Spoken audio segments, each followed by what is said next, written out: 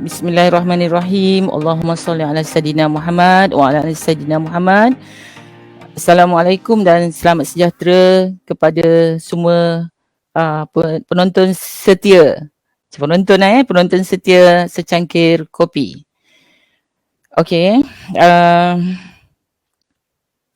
Okey Yan, sikit kerana nak terangkan, mungkin perbetulkan sikit lah, bukan perbetulkan, tak tahulah istilah tu tadi file kan. File tu silakan. masa pada zaman Kak Ina dulu kan, lebih 20 tahun yang lalu kan jadi editor Dewan Sastra kan. Selama 15 tahun tu kita kebanyakan menghantar karya dalam bentuk surat menyurat lah. Sebab tu dia banyak file. File akan nampak secara fizikal tinggi. Jadi sekarang ni kebanyakannya semua hantar melalui email. Jadi kita file stroke folder kan, folder dia maksudnya akan ada folder terbit segera, satu lagi folder lihat semula, kemudian folder tolak. Okey, dalam betul macam kata Jan tadi, dalam banyak-banyak folder atau file ni, file yang lihat semula itulah yang banyak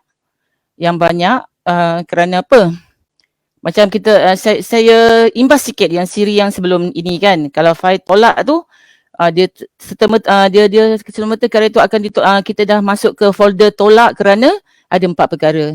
Satu, sebab dia memberi potensi untuk disaman sama ada editor atau organisasi penerbit tu.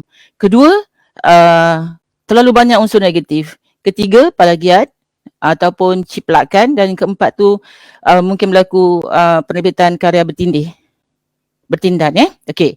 Jadi sekarang ni macam Jan tanyalah, file lihat semula tu memang betul kan. Dia menjadi sangat berat untuk seorang editor tu kerana dalam majalah hanya kalau contohnya di Dewan Sastra tu hanya 4 saja cerpen sebulan. Sedangkan yang ada dalam folder ataupun file lihat semula tu banyak. Kan? Kemudian Kak Ina juga pada waktu tu Kak Ina ialah editor senior kepada majalah-majalah lain.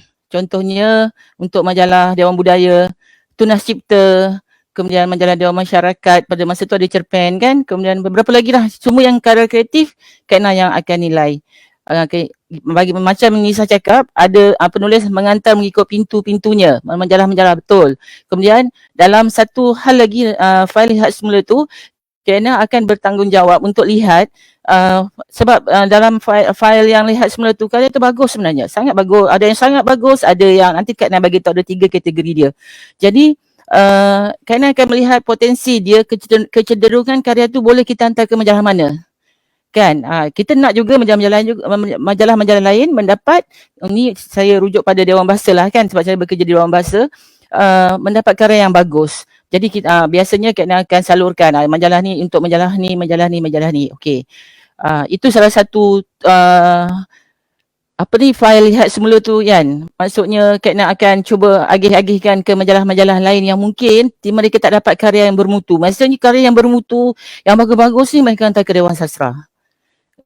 Itu satu. Kemudian Kak Nak tegaskan di sini, dalam karya file dalam folder ataupun file lihat semula ni ada 3 kategori cerpen yang ada dalam tu. Satu kan, dia cerpen yang satu,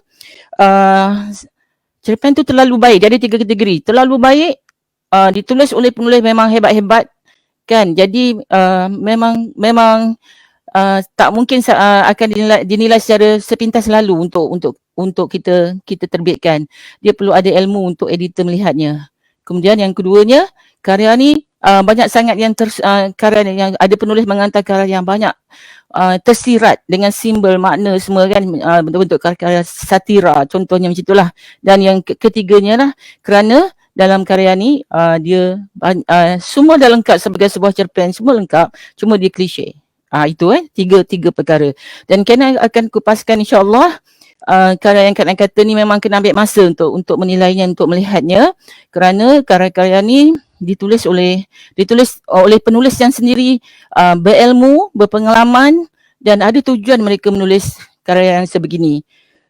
sebelum Kak Na nak tunjuklah antara penulis yang suka menulis ni, bila Kak Na dapat karya dia, Kak Na tahu karya dia Kak Na bukan kata terus terbit.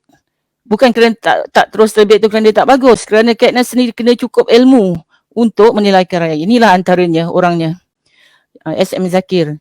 Kan cuba tengok tajuk dia saja kan. Ular di tilamku. Bayangkan cerita ni kan, mesti kita tengok tajuk kita tahu memang dia bukan nak cakap pasal ular. Itu. Jadi saya sebagai editor dia kena baca dengan ilmunya, dengan ilmu bantu, ilmu bantulah maksudnya. Kemudian penulis yang kedua yang saya selalu mencabar saya punya ni lah, ni Roslan Jomel. Roslan Jomel, cerita dia memang, bahkan Shahnun Ahmad sendiri mengatakan dia seorang penulis yang tidak menulis secara konvensi. Kan? Okey. Yang ini, yang keduanya ialah penulisnya yang siapa tak kenal Zainal Rashid Ahmad ni. Dia ialah penulis yang memang dia bukan menulis dengan pengalaman saja. Ada yang tersirat-tersurat yang nak sampaikan. Jadi kita kena baca dengan ilmu.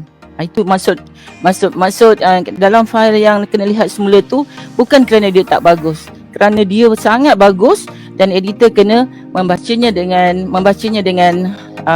ilmu lah, ilmu bantu.